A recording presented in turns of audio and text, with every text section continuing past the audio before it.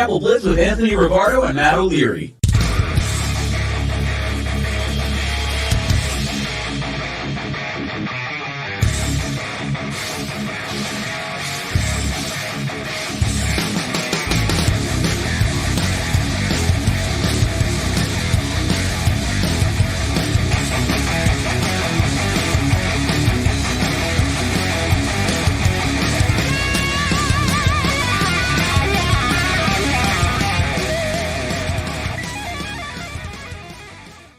Hello and welcome into another episode of Big Apple Blitz. What is going on? I am Matt O'Leary, joined by my co-host Anthony Rivardo. Anthony, how's it going today, my friend? It's going well. I mean, it's been a really interesting past few days for the New York Giants, the Jets as well, really the NFL in general. There's been a lot of surprise cuts ahead of free agency and a few surprise decisions in terms of franchise tags and transition tags, which I'm excited to talk about. And really just looking ahead to Monday, the start of legal tampering period. I think it's going to be one of the most interesting free agencies that we've had in a while. Just the way that things are shaping out, it should be a really exciting time right now for NFL fans. Absolutely. And as you kind of hinted at, it's rumor galore heading into what is the legal tampering period and then into free agency. So we will start there. I know you're not going to be happy about this one. We talked a ton about Xavier McKinney already on this show early on in, but no tag there and no Saquon Barkley tag. So what's the takeaway here from the Giants' perspective?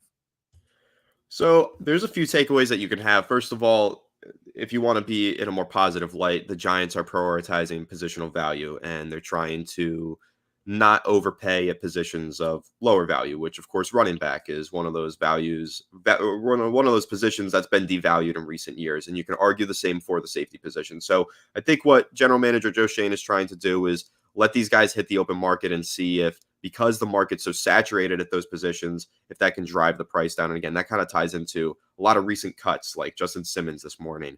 Both of the Bills safeties were cut, who both obviously have connections to the New York Giants. And of course, Kevin Byard, Titans, also connection to the Giants. So the safety market is saturated. There's a ton of options out there. But where I kind of don't see the same line of thinking is these guys that I just mentioned, all those free agents, they're 30, 31, 32. They're not 24. Xavier McKinney will be 25 when the season starts. He is young. He is still growing, still developing. He's not even close to being in his prime. And my issue with what the New York Giants did here is not the fact that they didn't get a long-term deal done with Xavier McKinney already. And I know that they're still working on one and it's still possible. So I'm trying not to get too ahead of myself and, kind of write the end of the book here. But with Xavier McKinney, my problem is, he's going to have a solid market. He's going to be a coveted player, even if the market is saturated. Why not transition tag him? And I've seen a lot of fans be like, well, it's a dirty move. It's a cutthroat move. It's a business, isn't it? Like Xavier McKinney, now because he's going into free agency as an unrestricted free agent rather than having the transition tag, he can go get an offer from another team and not even tell the Giants that he got that offer and just accept it. But had they put the transition tag on him, the Giants would have the right to first refusal, could match the offer, could say, no, thank you, go ahead and sign elsewhere. But because they didn't do that, now the Giants are going to put themselves in a vulnerable position where they've lost all their leverage. So that's my problem with this whole situation. It's not the fact that the Giants didn't get the deal done. It's not the fact that they didn't tag him. It's the fact that it feels very naive to assume that just because you made this good faith move of not tagging him, that the Giants or that Xavier McKinney and his agents are going to return the same good faith move and tell you what their offers are, because now they don't have to. He's an unrestricted free agent. He can sign anywhere. So the Giants lost a lot of leverage by not tagging him is how I feel. I think the transition tag, while sure it's a scrutinized move whenever a team makes it, I think it was the right move because this is a business at the end of the day. And the Giants in this situation, I feel, are being a little naive to assume that McKinney's going to have the same good faith that they did. Yeah, from the player's perspective, like what benefit would he have to go back to the Giants unless he wants to stay here and he really likes it, which very well could be the case, right? Like if he wants to and then comes back, great. But if someone blows him out of the water with a contract offer in free agency, which let's be honest, we're seeing some of the prices come out already, like guys are going to get paid. What, like at that point, why not just take the offer and then go? I agree with you. I think the Giants lost a lot of leverage here, and it's different. Like I hear the positional value argument more so at the running back than the safety, but safety is not a spot that you usually want to pay a ton of money to. But as you said, it's not even like you gave the example of 30 or 31. It's not like he's even 28. Like that, I feel like you're still would be paying him for his prime years, 25, 26, 27. So I think it's completely different than like some of these other examples where guys are reaching free agency in their late 20s and trying to cash in. This is someone who is essentially going to be in his mid 20s and through the prime of his career. I don't really get that one. I'm going to be honest with you. I don't get it. I don't get it either. And you know, you kind of bring up a good point there. He's not going to be in his late 20s. He's in his mid 20s. And I think that you could take that argument, apply that to Saquon Barkley, though. Saquon Barkley, late 20s. And I think that's where I don't feel as bad about the Giants letting him test the market. I feel okay with that, honestly. I think that Saquon Barkley, we've seen diminishing returns on him over the past few years. He hasn't been the same player since 2 knee injuries ago. I mean, the injuries have piled up for him, whether you like to admit it or not. It's just what we saw from him in 2018, 19, and 20 before the injury versus what we're seeing now. It isn't the same player, and you don't expect it to be. He's got a lot of wear and tear on his body, and he's, 28 or 27, whatever he is.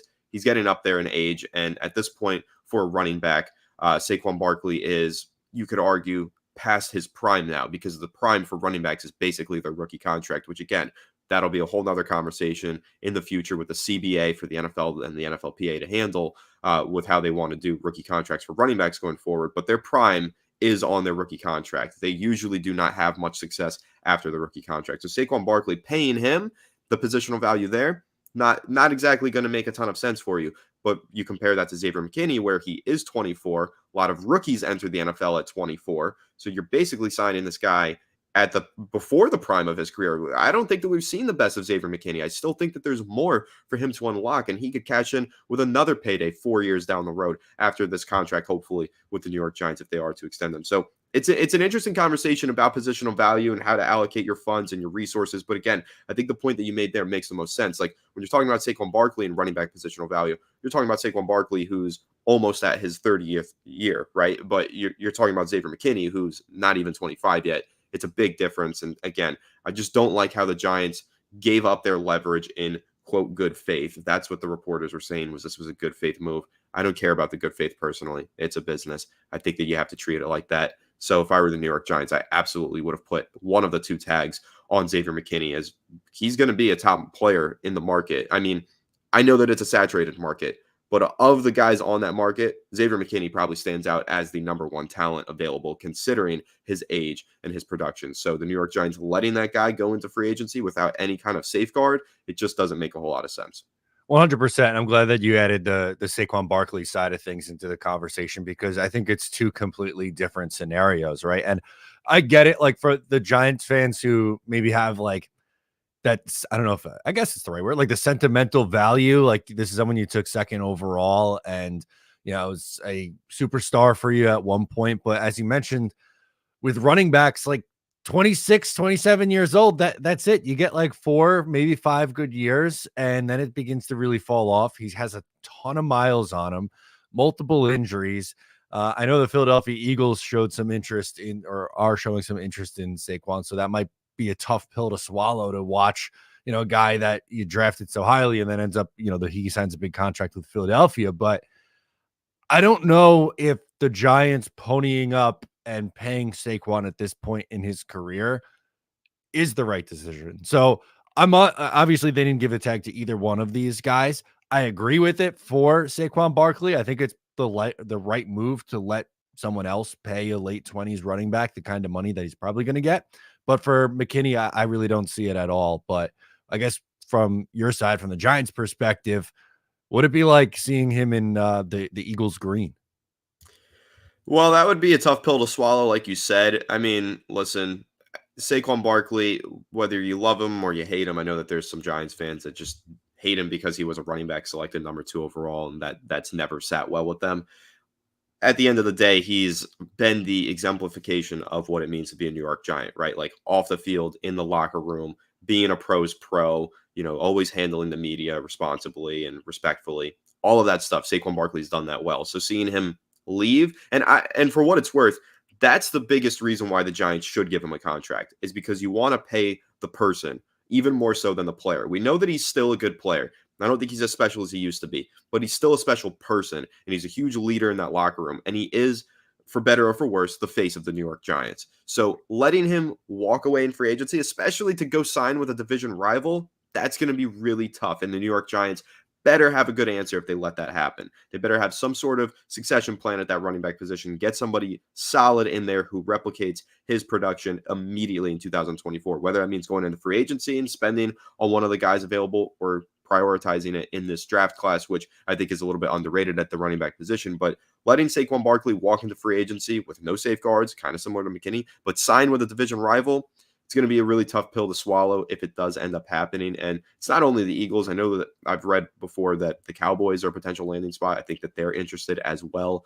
He's going to be a hot commodity on the market, and a lot of that is his name. But the other part of it is the person. Saquon Barkley is a guy that you want in your locker room. Every team should want this guy on their team just to have him in the locker room. And that's what the Giants are really going to be losing if he does go sign elsewhere, especially if he signs within the division. So the New York Giants are going to turn around and say, okay, you know what? We need to prioritize Saquon Barkley. I don't think it's going to be because of his production this past season. He only rushed for 962 yards. He's not a 1,300-yard rusher in 2023 like he was in 2022. But it's really going to be because of what he provides to this team in the locker room and as a face of this franchise, and losing that to a division rival, that's never easy.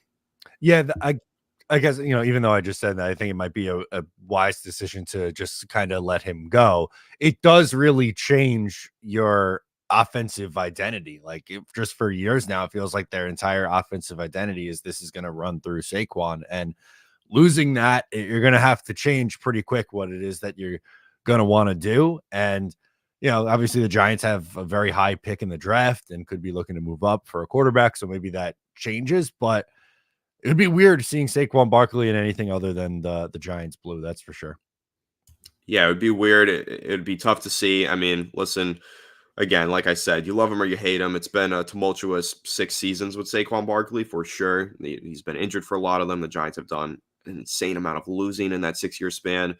But at the end of the day, he is one of those really likable players and people that, like I said, he's the Giants way embodied. Like, he is a New York Giant, and seeing him go elsewhere, especially within the division, it's just not going to be something that Giants fans are going to be happy about. It's going to be pretty ugly on social media if he does end up signing elsewhere. But I'm still holding out hope. I know that the Giants, listen, they didn't tag either of these two guys, and the market's saturated, and it seems like they don't really feel the urgency to extend either one of them, unfortunately. But they are still trying to. I've read that they are negotiating. They're still going through the motions. They're just waiting to see what the market looks like before they make a decision. So hopefully the market looks favorable for the Giants. They're able to retain these guys at the proper price points, especially Xavier McKinney, who I think is really a rising star in this league. If they can get those guys back in here in 2024, I mean, it would be huge. Both of those guys, big leaders in the locker room, losing both of them changes the identity of your defense and your offense, but also of your locker room and your culture. And I think that's something that really needs to be more closely examined by the front office. Absolutely. It's going to be interesting to see what happens there, how that plays out with their markets. Wanted to get into some names that were linked to the Jets. Wide receiver is a big position of need for this New York Jets team. They have Garrett Wilson as a number 1. Outside of that, it's a little barren. And there were at least 3 names brought up. Tyler Boyd was one recently from the Cincinnati Bengals. He is expected to hit the market after they tag T. Higgins, and obviously they have Jamar Chase there. Kendrick Bourne from the New England Patriots was another name that was linked to the New York Jets earlier this week. And you have the trade market like Cortland Sutton potentially being out there. And last but certainly not least, run it back like 2023 offseason interest in Odell Beckham Jr. So a lot of different names there. Any one of those 4 stand out to you? And obviously, I'm sure as a Giants fan, the Odell one is, I'm sure you'll have some thoughts on that. Yeah, I'm just going to touch on Odell Beckham Jr. immediately, because I'll say my take on him is probably a little different than most fans. I think that OBJ last season was still a really good player for the Baltimore Ravens. Their offense, just what they were trying to do, their identity wasn't exactly conducive towards wide receiver production, right? Like, he wasn't going to put up big numbers in that offense no matter what. But if you really take a look at it and watch, I thought that he was open a lot. I thought that his route running was sharp. And first half of the year, maybe not so much. But second half of the year, I thought he started to really turn it on and look like the player, not that he used to be, but more so. And what I really think was going on is he is up there in age now. He's 32. he was coming off of a torn ACL and he hadn't played football in a full year. I thought that it took him a little while to get adjusted, to get used to playing at that full level, that game day level again. And so it took him a little while, but once he was fully healthy, I thought he was still a really effective wide receiver. Now, is he still a number one receiver? Is he the OBJ of the past? Absolutely not. But is he still a very good player? Could be a solid secondary option. I think so. Now, what's the price point is the big question mark. If it's the $15 to $18 million that he's looked for in the past, absolutely not. I don't think he's worth that because of his injury history and his questionable production while dealing with injuries. But if he's able to come in at, somewhere closer to the 10 million range, maybe a little lower, I think that's when you start to consider it, because I still believe that he's a solid number 2 wide receiver in the NFL. I think if you take a closer look at the way he played this past season, injuries, recovering from the injury was hampering him in the first half of the year, but I thought he still looked good in the second half of the year. And I will recognize OBJ is one of my favorite players of all time, so there's a lot of bias probably in what I'm saying. I have to get that out there. Big fan of his from his New York Giants playing days, but really I do believe that he was a good player in 2023. He was just still getting used to being back on the football field. That's fair. I mean, I hear it, and I respect the admittance of there maybe being a little bit bias in it. I just am worried about a guy who's had 2 knee surgeries in the last 5 years, who's going to be 32 years old this upcoming season. So that, like, as a third option, I'd feel better about it. But I think with what he's going to get, like, he got $15 million last year, which was a lot. Baltimore paid him a ton of money to come in there. And at times he did look good. Like, I'm not saying he wasn't productive at all last year. He was. I thought he had some solid games in that offense. And it's a good point to bring up. Wide receivers don't usually thrive in that offense. It's not really built that way. But I just am a little bit weary of the Jets last year going big name hunting. They bring in Dalvin Cook, and that kind of blew up in their face. And now this go around, you have Allen Lazard here already, and with Aaron Rodgers coming back, Garrett Wilson, Allen Lazard, and Odell Beckham being like the starting trio in 11 personnel.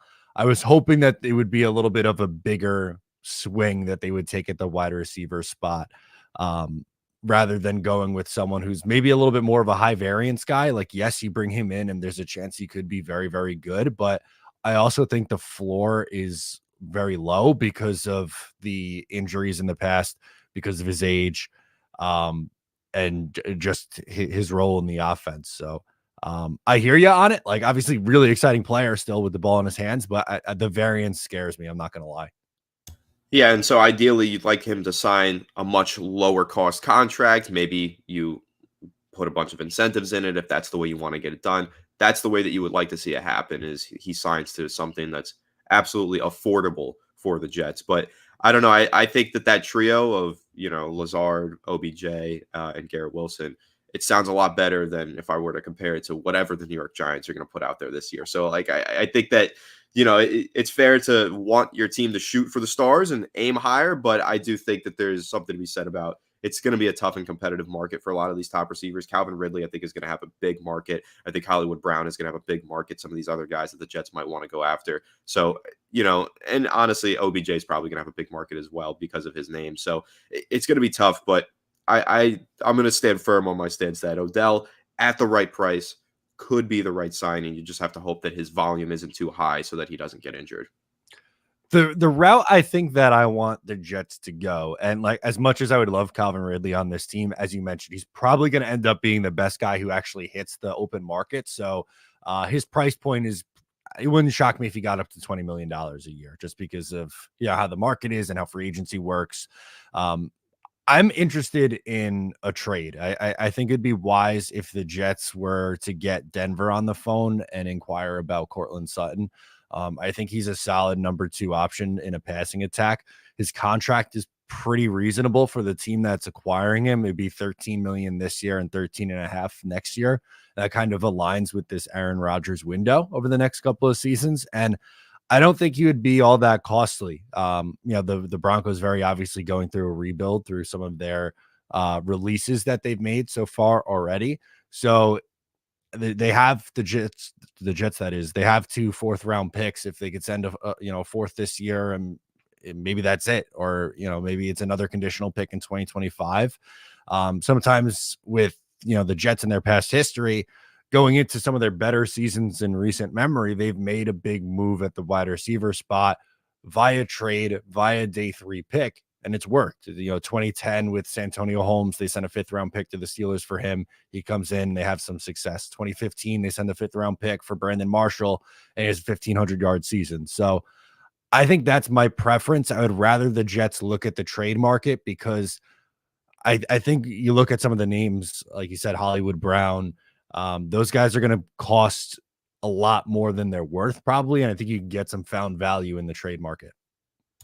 I think that's a really nice outside of the box approach. Like the idea of going after and either of those Broncos receivers. I like Courtland Sutton more. I think he's more reliable. He's a better player. But even if you wanted to go Jerry Jeudy, I'm still curious what the price tag is for Jerry Jeudy, because I swear to God, this guy has been on the trade block for like 3 years now, and the Broncos just can't decide what they want to do to him. And I almost think that it's just because they're overvaluing him and they've got this price tag that no team is willing to reach. I'm wondering if now that they're fully in this rebuild, that price tag comes down. Maybe a team can go ahead, trade for him at a much cheaper price point. And I think that would make a lot of sense. I like his ability as kind of one of those more underneath separating types rather than Sutton. I like Sutton. He can go vertical. He can make some pretty wow catches. It's actually funny. I was looking at the Russell Wilson highlights after he got cut the other day, and it was just like basically Courtland Sutton highlights, half of them. It was pretty cool. So he's still an effective player. If you can go ahead and make that trade, especially for the 4th, as you predicted or kind of just suggested, I think that's a deal that you make in an instant for this team, this Jets team that wants to go ahead, win now with Aaron Rodgers.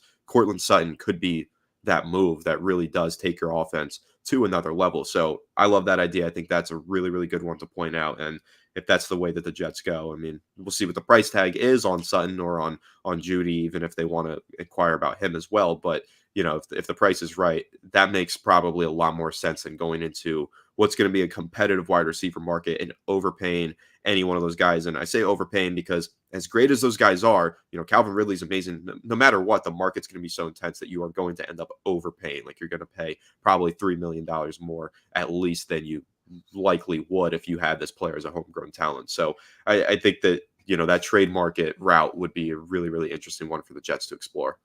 Yeah. I mean, you said you looked at the Broncos last year. It felt like Russell by the end of the year was like, I'm just going to throw it up. Cortland's down there somewhere. And that's how he ends up with a 10 touchdown season. But, he's not going to, in this offense, it's not like he would give, 1,000-yard season, but the Jets aren't really necessarily looking for that. They were a historically bad red zone team, and having another big body guy who can go up and get the football is something that appeals to me. So that would be a name to watch. Like Deontay Johnson, someone who's kind of been like kicked around rumors wise, intrigued by it, but the Joe Douglas, the point being, I think this is the time for Joe Douglas to get a little bit creative. He's done a good job with trades in the past of, getting some nice value back on guys that you're selling. Jamal Adams, Sam Darnold, those trades really jump out as 2 big ones.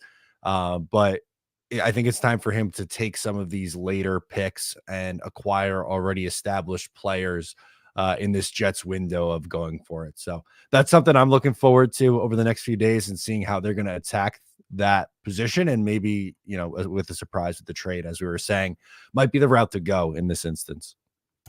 Yeah. And the last thing that I'll say is, while I do think it's important for the Jets to go into free agency or the trade market and get a veteran receiver in there just because you want someone who's established and can help you immediately, I wouldn't sleep on this wide receiver class at all. I know that the Jets don't have that 2nd round pick, but even in the 3rd round, they can probably 3rd round, 4th round, like even deeper in this draft class, they can find someone who can contribute in some way and hopefully just have that kind of like quick growth potential. And I think that for what it's worth, playing with Aaron Rodgers as your quarterback helps you accelerate your growth as a wide receiver. So I think that's something to keep in mind.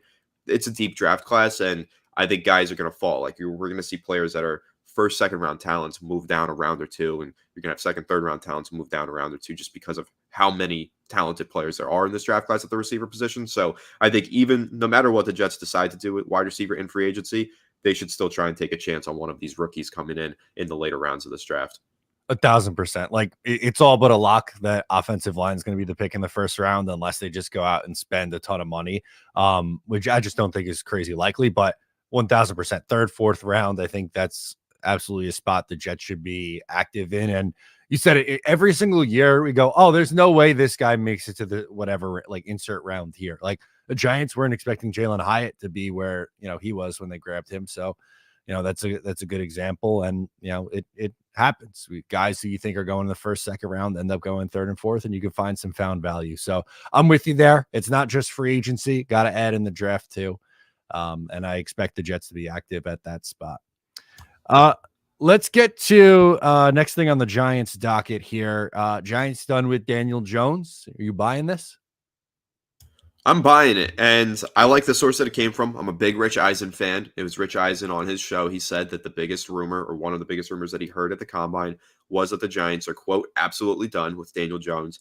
I'm buying it because I've been putting the pieces together. I've been following this news, obviously, to a T. I've heard from this source, that source, this reporter, that reporter. Everybody is saying the same thing. The Giants want to draft a quarterback. Now, the price needs to be right. The player needs to be right. It's going to be easier said than done, picking 6th overall with 3 quarterback needy teams going 1, 2, 3 in the draft. It's going to be difficult to get that quarterback, but the Giants being done with Daniel Jones doesn't shock me. And there's 2 layers to this conversation. First of all, we can all criticize his performance throughout his career. We could talk about fumbles early on. We could talk about a lack of explosive plays in every single season of his career. You talk about that, but the main conversation that you need to have is about his injuries. This guy just had a torn ACL. Before that, he was dealing with a neck injury, and he had a neck injury 2 seasons prior that ended his season.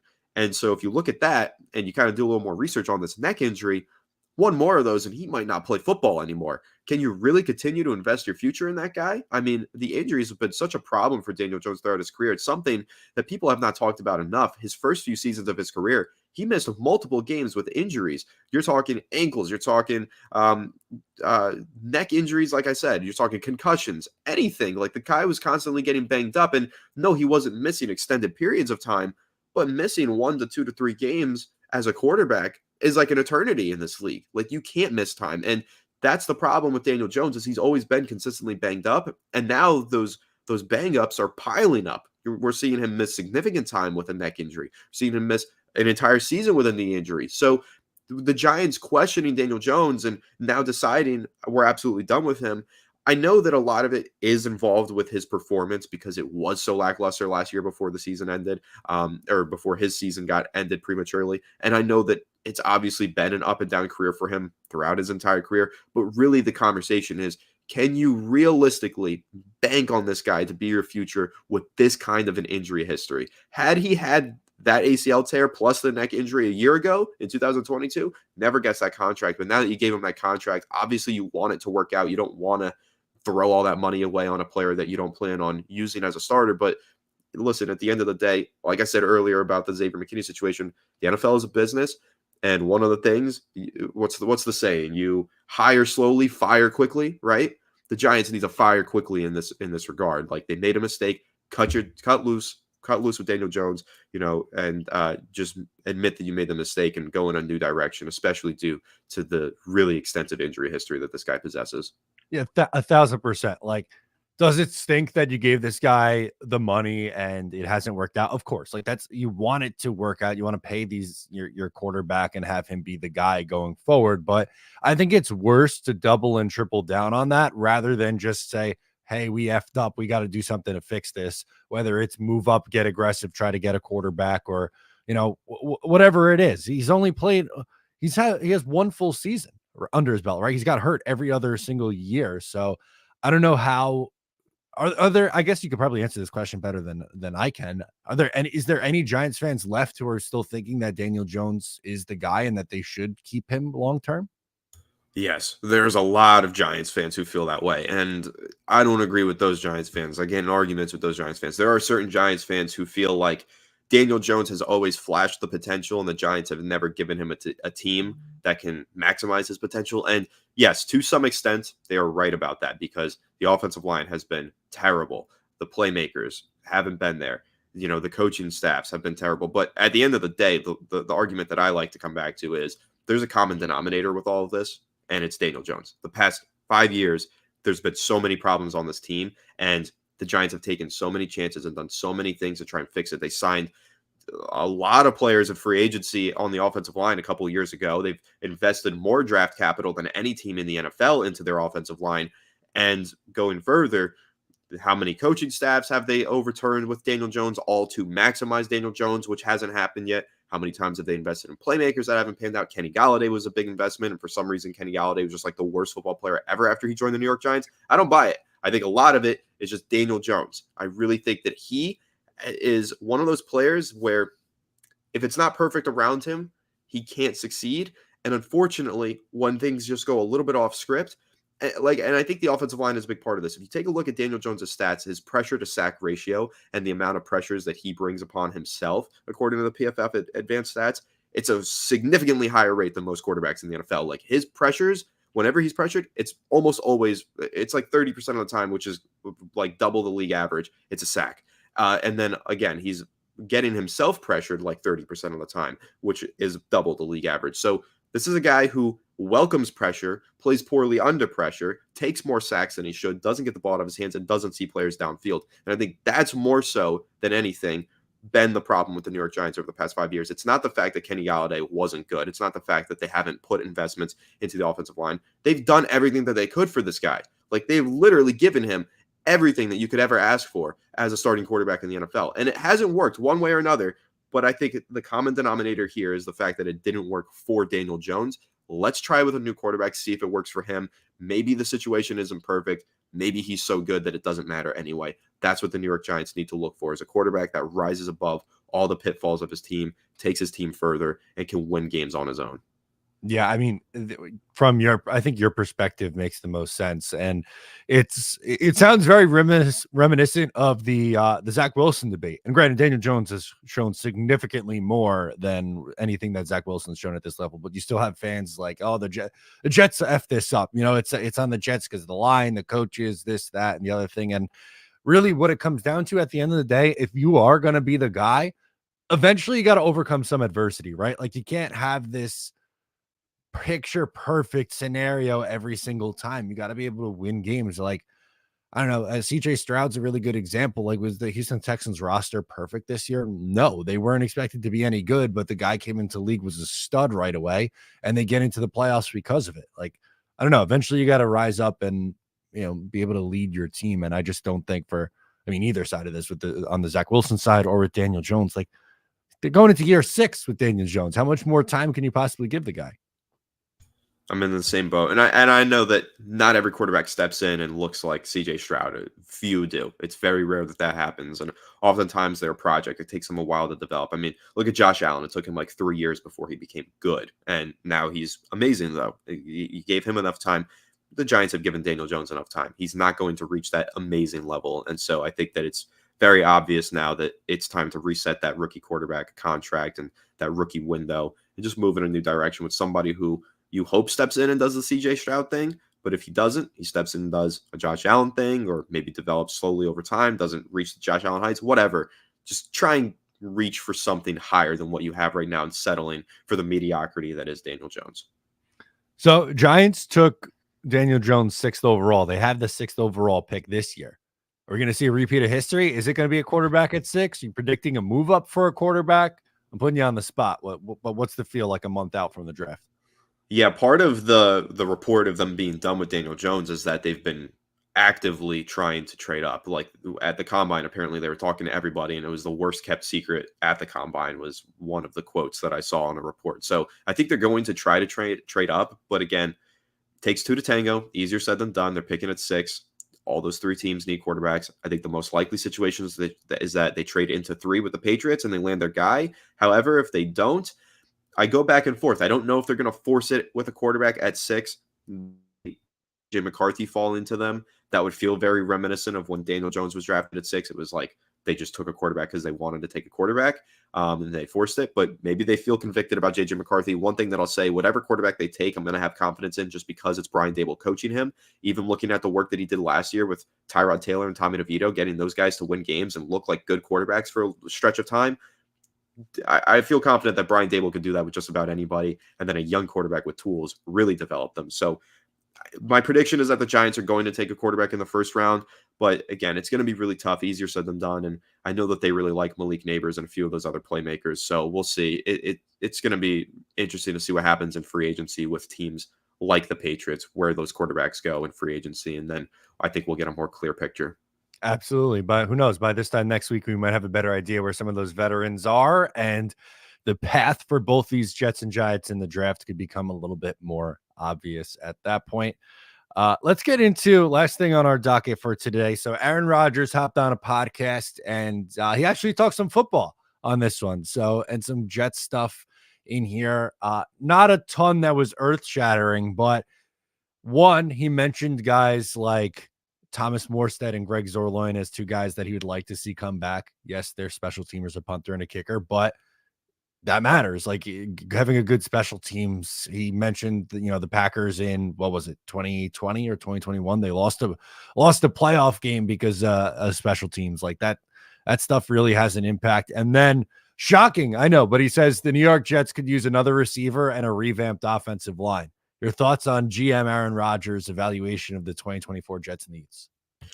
Well, it's no shock that Aaron Rodgers is playing GM on a podcast. This feels like most of what he does these days. He loves to go speak on podcasts and the Pat McAfee show and give his 2 cents on everything. But this time, I can't disagree with him. I think that, the special teams core needs to be retained. I thought the Jets had a great special teams last year. And then when you're looking at the biggest needs that they have, offensive line and wide receiver, of course, they need to address those positions. We talked about the receivers earlier. Offensive line, I think, is going to be a little bit more tricky because it's a lock probably that they're taking a tackle at number 10 overall, but an argument that I always make on Giants shows and everything, when you're drafting an offensive lineman in the first round, you're drafting his tools and his traits and his potential. You're not drafting a ready-made product. This guy is not going to be this instant, immediate upgrade for you in year one, most likely. So no matter what the Jets plan on doing in the draft, even if they plan on going into the first round and drafting a lineman and then circling back around in the third line, maybe getting somebody on the interior after they took a tackle in the first round, even still, you have to address those positions through free agency.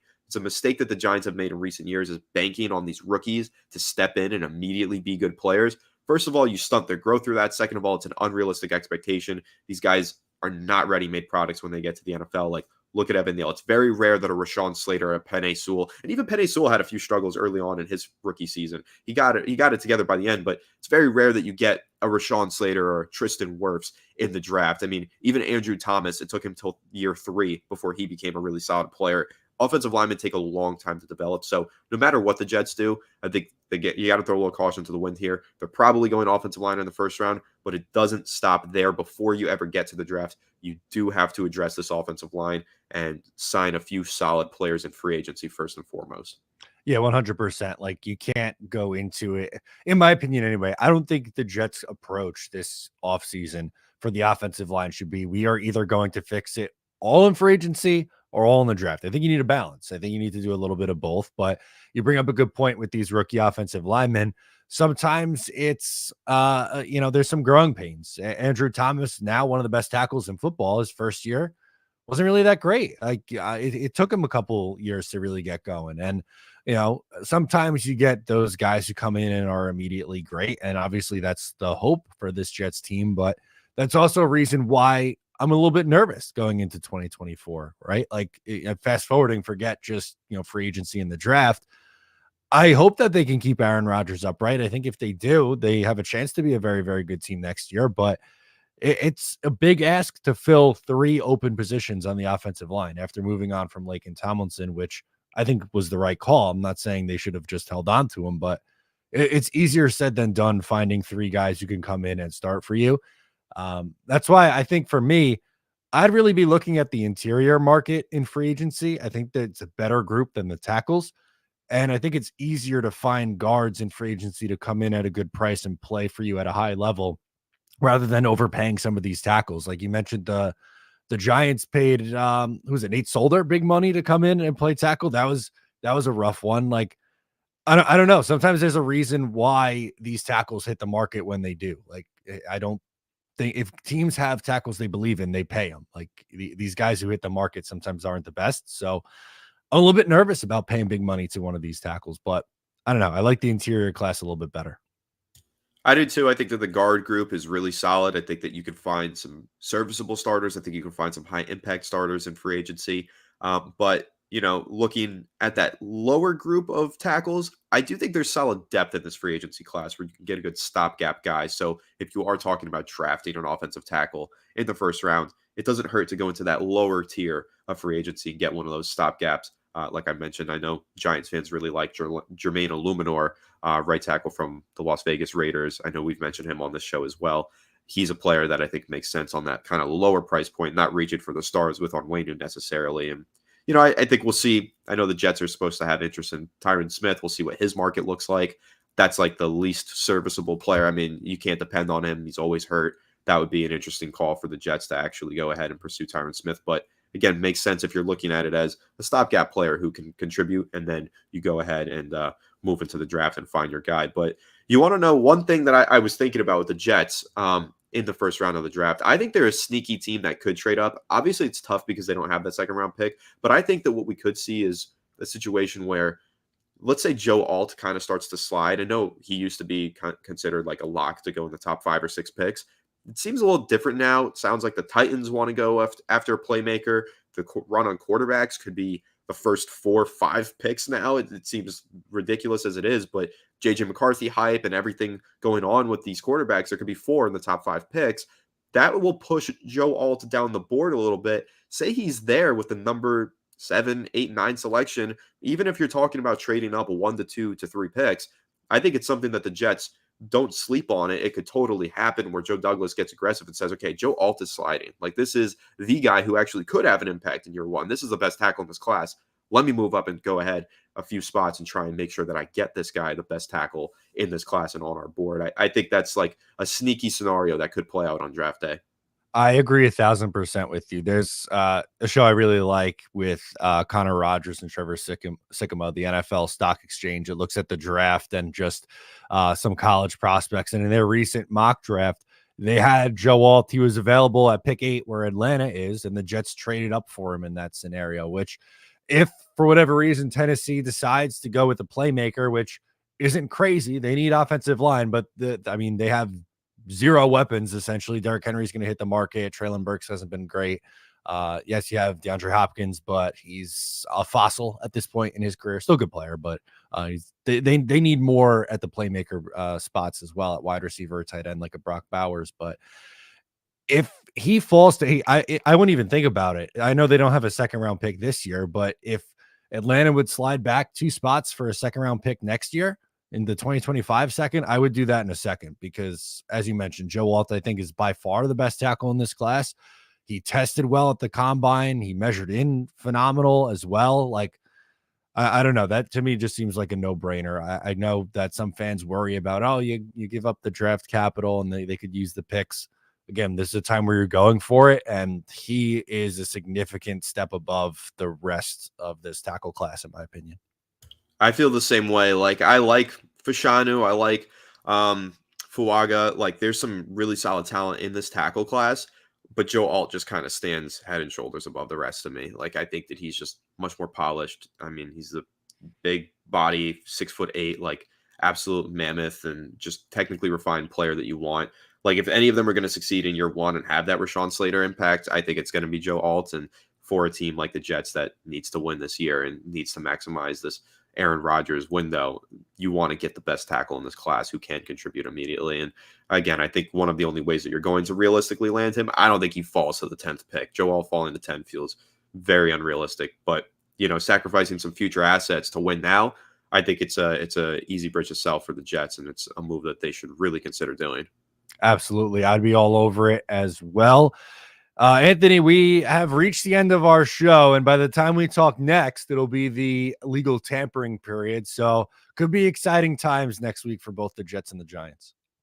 Absolutely. It should be really exciting times. I'm so excited for it. Like, I can't wait for this finally to get resolved with Xavier McKinney. I guess while we were recording, I just saw, or while we were live rather, I just saw that he said on the Kay Adams show that he really wants to be with the Giants. So hopefully they get a deal done. I'd like to see him back in New York. I really just, I'm going to be upset if he leaves. Xavier McKinney, I think, is just one of our best players, but it's going to be exciting. A lot of different changes in the NFL right now, a lot of players entering the market. Obviously, our 2 teams needing some very specific positions to be addressed in the open market. So we'll see what happens, and I'm excited to kind of react and fill everybody in with the news on Monday. Love it. That's going to do it for us on this episode. Please make sure to subscribe, follow both our individual channels, and follow us on social media. I'm Matt. He's Anthony. We'll catch you next time.